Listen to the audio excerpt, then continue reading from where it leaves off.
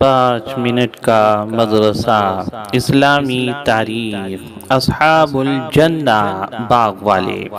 قرآن کریم کی سورہ قلم میں باغ والوں کا تذکرہ آیا ہے۔ یہ یمن کے ایک علاقہ ضروان کا رہنے والا تھا۔ اللہ تعالیٰ نے اس کو خوب مال و دولت سے نوازا تھا۔ اس کے پاس ایک بہت ہی بڑا باغ تھا۔ اپنی پیداوار کا بڑا حصہ غریبوں اور مسکینوں پر خرچ کیا کرتا تھا۔ اپنے گھر والوں کا سالانہ خرچ نکال کر باقی مال اللہ کی راہ میں صدقہ کر دیا کرتا تھا۔ جب اس نے ایک آدمی کا انتقال ہو گیا تو اس کے لڑکوں نے کہا کہ ہمارا باپ تو بہت بے وقوف تھا کہ اپنی دولت غریبوں پر لٹا دیتا تھا، ہم ایسا نہیں کریں گے اور بالکل اندھیرے میں پھل توڑنے باغ میں جائیں گے تاکہ کوئی ضرورت مند آ کر ہم کو تنگ نہ کر سکے۔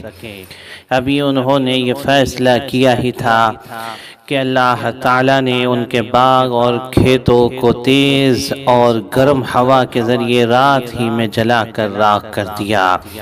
جب ان لوگوں نے وہاں پہنچ کر باغ اور کھیتی کی یہ حالت دیکھی تو افسوس کرتے رہ گئے اور اپنے برے فیصلے پر بہت شرمندہ ہوئے۔ بلا شبہ غریبوں اور مسکینوں کا حق نہ دینے والوں کا اور خدا کی راہ میں خرچ نہ کرنے والوں کے ساتھ اللہ تعالیٰ کا ایسا ہی معاملہ ہوا کرتا ہے۔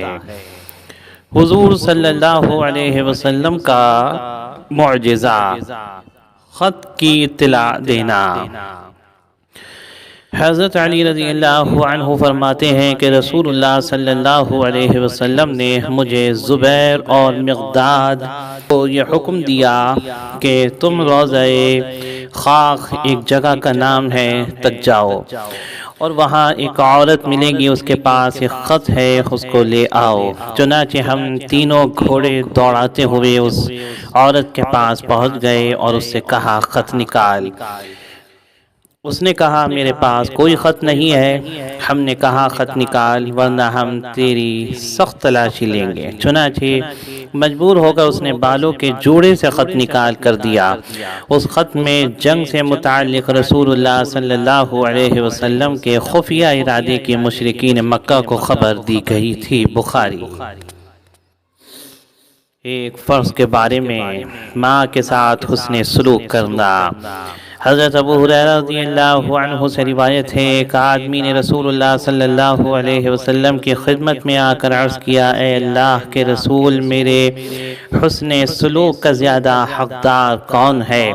فرمایا تیری ماں۔ پھر عرض کیا کہ اس کے بعد کون؟ فرمایا تیری ماں۔ پھر عرض کیا کہ اس کے بعد کون؟ فرمایا تیری ماں۔ پھر عرض کیا کہ اس کے بعد کون؟ فرمایا تیرا باپ۔ بخاری۔ ایک سنت کے بارے میں فوراً استخارہ کرنے کی دعا۔ حضرت ابو بکر رضی اللہ عنہ سے روایت ہے، رسول اللہ صلی اللہ علیہ وسلم جب کسی کام کا ارادہ کرتے تو یہ دعا پڑھتے، اللہم اغفر لی واختر لی۔ ترجمہ، اے اللہ مجھے خیر عطا فرماؤ، میرے دل میں خیر کی بات ڈال دے۔ ترمذی۔ خلاصہ، فوراً استخارہ کرنا ہو تو یہ دعا پڑھ کر دل کی طرف متوجہ ہو اور جو بات دل میں آئے اس کو اختیار کرے۔ ایک اہم عمل کی فضیلت، گناہ سے توبہ کرنا۔ حضرت انس رضی اللہ عنہ سے روایت ہے، رسول اللہ صلی اللہ علیہ وسلم نے فرمایا، جب بندہ توبہ کر لیتا ہے تو اللہ تعالی حفظہ کو اس کے گناہ بھلا دیتا ہے اور اس کے اعضاء و جوارح کو بھی بھلا دیتا ہے، حتیٰ کہ زمین کے ٹکڑوں کو بھی اللہ تعالیٰ بھلا دیتا ہے، یہاں تک کہ وہ قیامت کے دن اللہ تعالیٰ سے اس حال میں ملے گا کہ اس کے خلاف اللہ تعالیٰ کی بارگاہ میں کوئی گواہ نہیں ہوگا۔ ترغیب و ترہیب۔ ایک گناہ کے بارے میں دکھلاوے کے لیے خرچ کرنا۔ قرآن میں اللہ تعالیٰ فرماتا ہے، وہ لوگ بھی اللہ تعالیٰ کو ناپسند ہیں جو اپنا مال صرف لوگوں کو دکھانے کے لیے خرچ کرتے ہیں اور نہ وہ اللہ پر ایمان رکھتے ہیں اور نہ یوم آخرت پر، اور جس کا ساتھی شیطان ہو گیا تو سمجھ لو کہ وہ بہت ہی برا ساتھی ہے۔ سورہ نساء آیت نمبر 38۔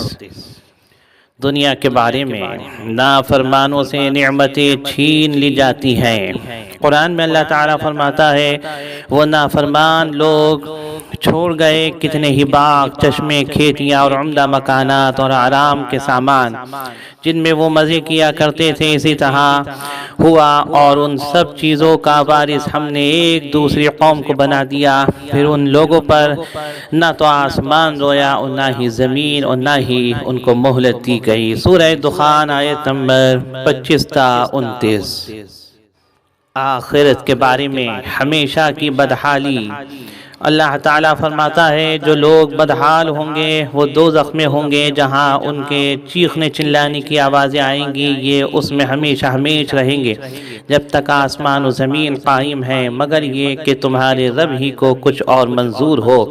یقیناً تمہارا رب جو ارادہ کر لے اس پر اچھی طرح عمل کرتا ہے۔ سورہ ہود آیت نمبر 106 اور 107۔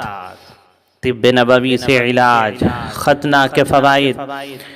حضرت ابو ہریرہ رضی اللہ عنہ سے روایت ہے کہ رسول اللہ صلی اللہ علیہ وسلم نے فرمایا 5 چیزیں فطرت میں سے ہیں، ان میں سے ختنہ کرنا ہے۔